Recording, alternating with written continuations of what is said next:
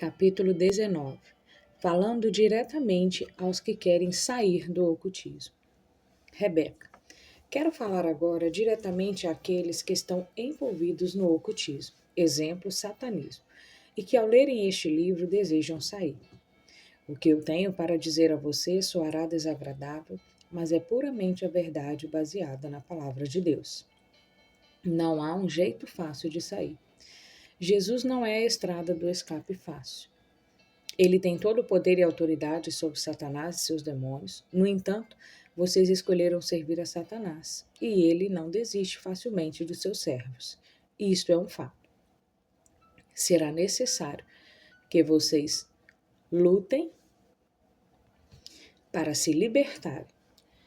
A única esperança é lutar com o poder e autoridade de Jesus Cristo. Porém, esta batalha é real. Deixar envolvimentos com o ocultismo é tudo ou nada. Vocês não podem sair parcialmente ou gradativamente.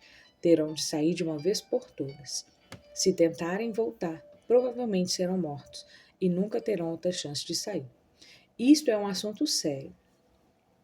É impossível, pois, que aqueles que uma vez foram iluminados e provaram um dom celestial e se tornaram participantes do Espírito Santo e provaram a boa palavra de Deus e os poderes do mundo vindouro, e caíram. Sim, é impossível outra vez renová-lo para o arrependimento, visto que, de novo, estão crucificando para si mesmos o Filho de Deus e expondo-o à ignomia.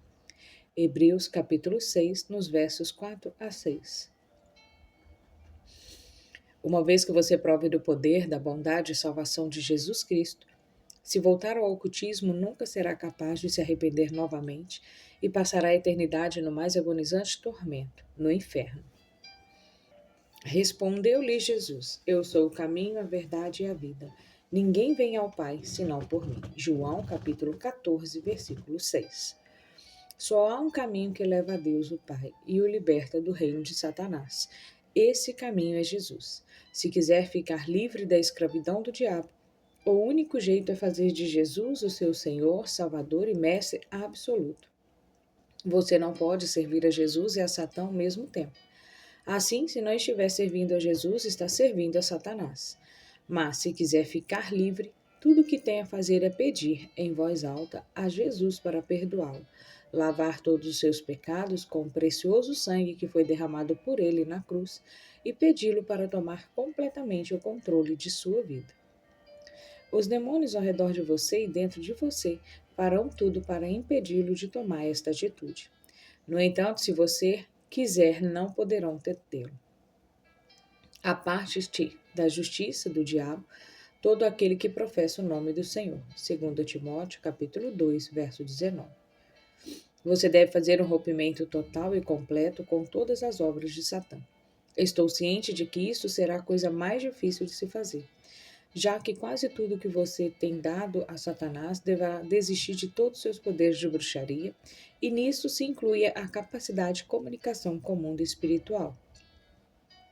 Peça ao Senhor para tirá-la de você, a ponto de que, se você se rebelar e quiser usá-la novamente, não consiga. Deve pedir que o Senhor faça também uma separação entre o seu espírito e sua alma, para que possa perder completamente para sempre a capacidade de comunicar-se com Satanás e seus demônios, e também que você não consiga usar o seu corpo espiritual, já que não mais poderá usar seus poderes de bruxaria para proteger a si mesmo. Porque a palavra de Deus é viva e eficaz, e mais cortante do que qualquer espada de 2 gumes, e penetra até o ponto de dividir alma e espírito, juntas e medulas, e apta para discernir os pensamentos e propósitos do coração. E não há criatura que não seja manifesta na sua presença. Pelo contrário, todas as coisas estão descobertas e patentes aos olhos dele, a quem temos de prestar contas. Hebreus capítulo 4, verso 12 e 13. Você não pode esconder nada de Deus. Por isso deve romper com tudo que for mal. Se estiver morando com outros envolvidos no satanismo, por exemplo, em uma comunidade, deverá sair, não importa o custo. É preciso que entenda que não pode associar-se a amigos ou parentes que persistem em servir a Satanás, senão sofrerá pesada influência e ataques, especialmente de membros que permaneceram no satanismo. Quando, porém, vos perseguirem numa cidade, fugi para outra. Mateus capítulo 10, verso 23. Uma vez que tenha pedido a Jesus Cristo para perdoá-lo, limpá-lo e tornar-se o seu mestre, você recebeu o poder dele e a autoridade sobre os demônios em você e ao seu redor. Não engane a si mesmo pensando que só pelo fato de ter pedido a Jesus para salvá-lo, os demônios simplesmente irão dizer educadamente adeus e sairão de você. Você lhes pediu para entrar quando servia Satanás. Agora o Senhor espera que você use o poder e a autoridade dele para expulsá-los. É necessário que entenda que os demônios que estão em você tentarão matá-lo, se os satanistas não o fizerem pessoalmente. Não deixe que os demônios controlem você. Ao contrário, controle-os você. Expulse-os em alta voz no nome de Jesus e ordene-os a sair e deixar você no nome de Jesus.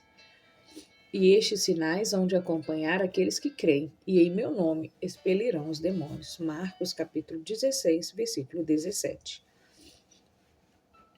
Eis aí vos dei autoridade para pisar de serpentes, escorpiões e sobre todo o poder do inimigo. Lucas capítulo 10, verso 19. Você precisa de ajuda. Ore e peça ao Senhor para conduzi-lo a irmãos e irmãs que são capazes e estão dispostos a ajudá-lo. Mas tenha cuidado.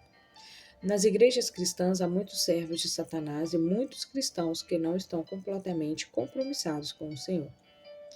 Busque a orientação e a confirmação do Senhor antes de confiar em quem quer que seja. É quase certo que você precisará de ajuda para obter libertação completa dos demônios em você. Esta libertação é completa e é possível. Não permita que outros digam o contrário a você. Procure a libertação completa o mais rápido possível. Se você procurar com seriedade no Senhor, Ele irá ouvi-lo e ajudá-lo. Você deve ler e aprender a palavra de Deus. A obediência a Ele é uma necessidade absoluta. Se me amais, disse Jesus, guardareis os meus mandamentos. João capítulo 14, verso 15. Se guardares os meus mandamentos, permanecereis no meu amor, assim como também eu tenho guardado os mandamentos de meu Pai, e no seu amor permaneço. João capítulo 15, verso 10. Nem todo o que me diz Senhor, Senhor entrará no reino dos céus, mas aquele que faz a vontade de meu Pai que está nos céus. Mateus capítulo 7, verso 21. A melhor proteção contra os ataques de Satanás é a obediência instantânea às ordens de Deus. Não apenas as que são encontradas na Bíblia, mas também as que forem dadas a você diretamente pelo Espírito Santo.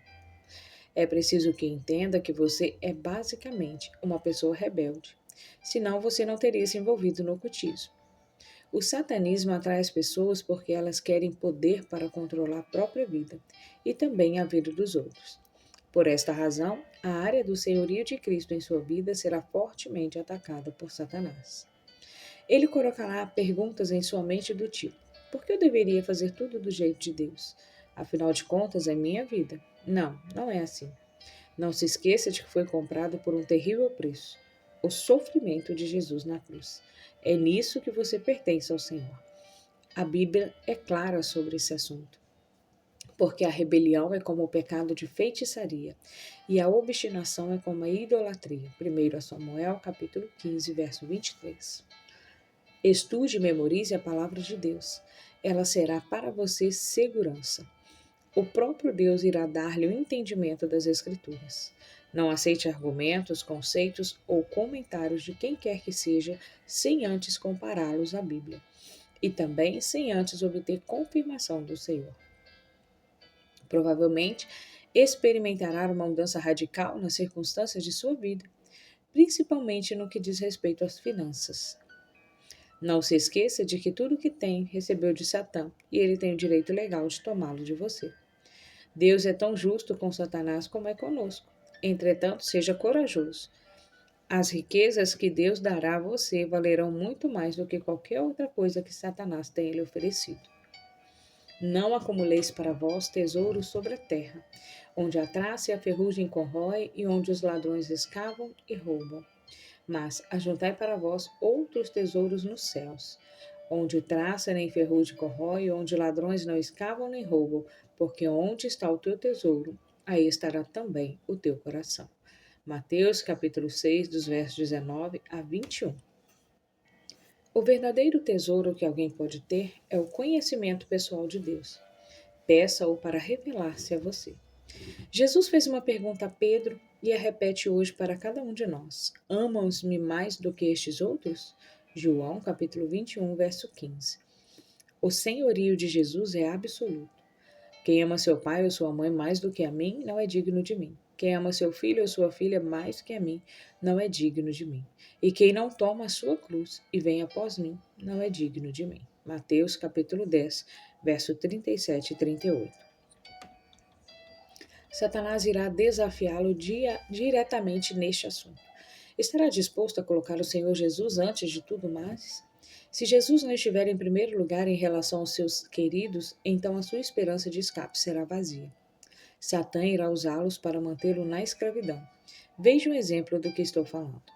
Tivemos o privilégio de trabalhar com um maravilhoso casal de negros. Eu vou chamá-los de The Blacks. Ambos tinham um pouco mais de 20 anos. Eram muito inteligentes e chegaram a uma alta posição dentro da irmandade local. Depois aceitaram a Jesus e recusaram-se a servir a Satanás. Nós o aconselhamos a mudarem de estado, mas eles hesitaram em fazê-lo porque o Sr. Black tinha um trabalho e era bem remunerado. Eles tinham 2 filhos, uma garotinha de 4 anos e um bebê de 2. O Sr. e a Sra. Black experimentaram um terrível teste do seu compromisso com Jesus. Cerca de 6 meses depois de terem deixado o satanismo, o Sr. e a Sra. Black e a filhinha de 4 anos foram raptados pela Irmandade. Foram levados a uma reunião onde os satanistas retiraram a pele da menina, estando ela ainda viva, e isto diante de teus olhos. Os satanistas diziam repetidamente durante a tortura da criança que se eles renunciassem a Jesus Cristo e proclamassem Satanás como Senhor e concordassem em servi-lo novamente, eles parariam de torturá-lo. A despeito da indizente angústia que experimentaram ao ver a filha ser torturada e ouvir os gritos de agonia e da dor, eles permaneceram firmes. Tinham colocado o Senhor Jesus em primeiro lugar e não iriam negá-los. Finalmente, a criança morreu e eles foram soltos. Uma semana depois, o bebê, o menino, ficou violentamente doente. Foi hospitalizado e cuidado pelos especialistas do local. Nada adiantou. Ele morreu em 48 horas. Os médicos nunca descobriram o que estava de errado com ele. Ficou óbvio que tinha sido morto pela feitiçaria. Novamente, o Senhor e a Sra. Black ficaram firmes em Jesus. Pouco depois das 2 tragédias, eles se mudaram do estado. Ocasionalmente nos comunicávamos e 2 anos depois o casal Black tiveram gêmeos. Nasceram um menino e uma menina, e o Sr. Black estava estudando para se tornar um pastor. Você pode estar pensando, como pode ser isso? Por que o Senhor não protegeu seus filhos uma vez que eles se tornaram cristãos? Isso não é um jogo. Uma vez que você faça uma entrega completa a Jesus, tudo passa a ser dele. Esteja certo de que Satanás irá pedir ao Senhor tudo o que você entregou a ele, como no caso de Jó. E provavelmente o Pai dê a Satanás a permissão de tomar o que ele pedir. Porque os meus pensamentos não são os vossos pensamentos, nem os vossos caminhos os meus caminhos, diz o Senhor. Porque assim como os céus são mais altos do que a terra, assim são os meus caminhos mais altos do que os vossos caminhos, e os meus pensamentos mais altos do que os vossos pensamentos. Isaías capítulo 55, do verso 8 a 9. Deus é Deus. Muitas vezes não podemos entender seus pensamentos ou razões porque ele age como age. Por mais terrível que tenha sido o sacrifício dos Black para servirem a Jesus, não se compara ao sofrimento dele na cruz por nós. Jesus nos fala plenamente: não tema as coisas que têm de sofrer. Eis que o diabo estará para lançar em prisão alguns dentre vós, para ser dispostos à prova, e tereis tribulações de 10 dias. Ser fiel até a morte, e dar-te-ei a coroa da vida.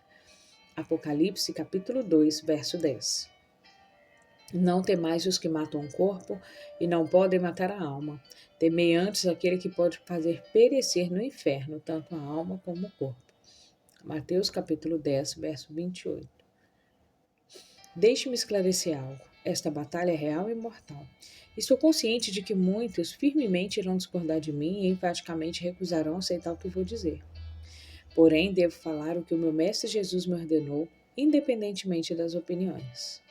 Qualquer cristão que entre na verdadeira batalha espiritual e aqueles que, antes de servir a Jesus, serviram a Satanás, devem esperar perseguição, sofrimento e feridas resultantes do combate.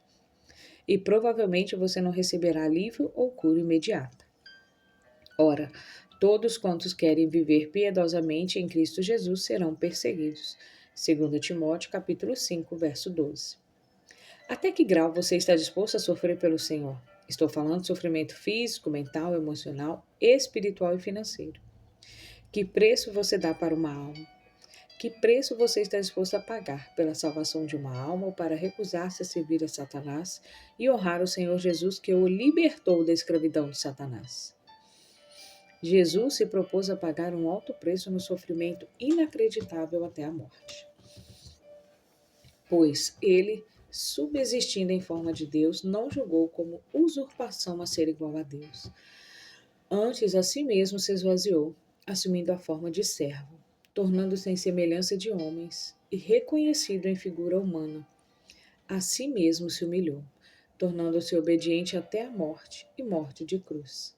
Pelo que também Deus o exaltou sobremaneira e lhe deu o nome que está acima de todo nome, para que o nome de Deus se dobre todos os joelhos nos céus, na terra e debaixo da terra, e toda a língua confesse que Jesus Cristo é Senhor, para a glória de Deus Pai. Filipenses capítulo 6, capítulo 2, do verso 6 ao 11. Contudo, as pessoas irão dizer: em Cristo nós temos vitória, não derrota. Isto é verdade, realmente. O propósito deste livro de nossas vidas é declarar esta vitória. No entanto, ela não é instantânea em nossa cronometragem de tempo. Primeiro, ainda há muita luta e batalha a serem travadas. E, por fim, teremos completa vitória em Jesus. Todas as nossas línguas serão enxugadas pelo próprio Deus, e assim passaremos toda a eternidade numa longa e jubilosa celebração de vitória. Nesse meio tempo, enquanto estamos no meio da batalha, o que dizer da nossa capacidade de suportar e qual é a nossa esperança? Como a enfrentamos? Em muitas situações, a eternidade parece nebulosa e tão distante que nem mesmo o fato de pensarmos nela nos conforta. Quantas vezes já respondi às pessoas com esta resposta banal? Oh, não se preocupe, Deus não permitirá vir sobre você mais do que pode suportar. Mas esta é uma resposta errada e é resultado de um mal entendido sobre as Escrituras. Vejamos o versículo. Aquele, pois, que pensa estar em pé, veja que não caia. Não vos sobreveio tentação que não fosse humana, mas Deus é fiel e não permitirá que sejais tentados além de vossas forças. Pelo contrário, juntamente com a tentação vos proverá livramento, de sorte que a possais suportar. 1 Coríntios capítulo 10, do verso 12 a 13. Há uma enorme diferença entre tentação e sofrimento. Paulo escreve isso claramente em 2 Coríntios capítulo 1, no verso 8. Porque não queremos, irmãos, que ignoreis a natureza da tribulação que nos sobreveio na Ásia, porquanto foi acima das nossas forças, a ponto de desesperarmos até da própria vida.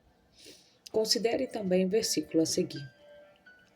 Pelo que não podemos suportar mais o cuidado por vós, pareceu-nos bem ficar sozinhos em Atenas e enviamos nosso irmão Timóteo, ministro de Deus no Evangelho de Cristo, para em benefício da vossa fé, confirmar-vos e exortar-vos a fim de que ninguém se inquiete com essas tribulações, porque vós mesmos sabeis que estamos designados para isso, pois quando ainda estávamos convosco, predissemos que íamos ser afligidos, o que de fato aconteceu, e é do vosso conhecimento. 1 Tessalonicenses capítulo 3, do verso 1 a 4. Então, qual é a ajuda? Esperança ou resposta? Falo de experiência própria. Tendo estado mais de 3 anos e meio a sofrimentos e pressões que vão além da minha capacidade para suportar. E não tendo vislumbre algum de alívio, sei sem sombra de dúvida que herdarei a coroa da vida. E terei grande alegria por toda a eternidade. Mas com toda honestidade, isso não alivia as feridas do meu coração no momento. Ainda não tenho uma resposta definitiva. Tudo o que posso dizer é que firmemente os meus pés estão sobre a rocha, Jesus Cristo. E o dia a dia, com muitas lágrimas, peço ao Senhor para dar-me força e graça para continuar firme. Experimento sempre a realidade desses maravilhosos versos. Bendito seja o Deus e Pai de nosso Senhor Jesus Cristo, Pai de misericórdias e Deus de toda consolação. É Ele que nos conforta em toda a nossa tribulação, para podermos consolar os que estiverem em qualquer angústia, com a consolação com que vós mesmos somos contemplados por Deus. Porque assim como o sofrimento de Cristo se manifesta em grande medida a nosso favor, assim também a nossa consolação transborda por meio de Cristo. 2 Coríntios, capítulo 1, do verso 3 a 5. Enquanto permaneço firme, o Senhor me ajuda a suportar o sofrimento, a pressão e o fracasso, a fim de que eu não sucumba à morte. Assim eu continuo a tarefa que me foi dada, tendo a plena segurança de que sei em quem tenho crido e estou certo de que Ele é poderoso para guardar o meu depósito até aquele dia. 2 Timóteo, capítulo 1, no verso 12. Com frequência enfrentaremos situações em que, depois de fazermos tudo o que nos for possível, as circunstâncias ainda continuarão desesperadoras. Aí será preciso que nos lembremos do sábio conselho de Paulo. Portanto, tomai toda a armadura de Deus, para que possais resistir no dia mau. E depois de tendes vencido tudo, permanecer inabaláveis. Efésios capítulo 6, no verso 13. Ficarmos firmes e entregarmos nossas propriedades a Jesus Cristo e esperarmos nele será uma das coisas mais difíceis a fazer. Mas fiquemos firmes, meus irmãos e irmãs em Cristo. Estejamos firmes sabendo que, se ando em meio à tribulação, tu me fazes a vida. Estende a mão contra a ira dos meus inimigos, a tua destra me salva. O que a mim me concerne, o propósito dele para conosco, o Senhor levará a bom tempo. A tua misericórdia, ó Senhor, dura para sempre. Salmo 138, do verso 7 a 8. Não importa o que venha acontecer, o grande e incrível Deus do universo tem um propósito para você. Para você, como indivíduo, ele irá cumpri-lo e todas as forças de Satanás, assim como seu vasto império, não poderão impedir que o propósito de Deus se cumpra em sua vida. Muitas coisas você não entende e não entenderá enquanto estiver aqui na terra, sejam elas vida, morte ou sofrimento intermináveis. Fique certo de uma coisa: no seu dia a dia, de algum modo que você não possa compreender, Deus está trabalhando para cumprir o propósito dele em sua vida. O amor dele dura para sempre. Não desista. O Senhor virá livrá-lo da escuridão de Satanás. Apenas ele pode libertá-lo. Você não é mais forte nem mais inteligente do que os demônios. Você não pode fazer nada por si mesmo. Somente Jesus pode e o fará por você. Jesus veio para libertar os cativos.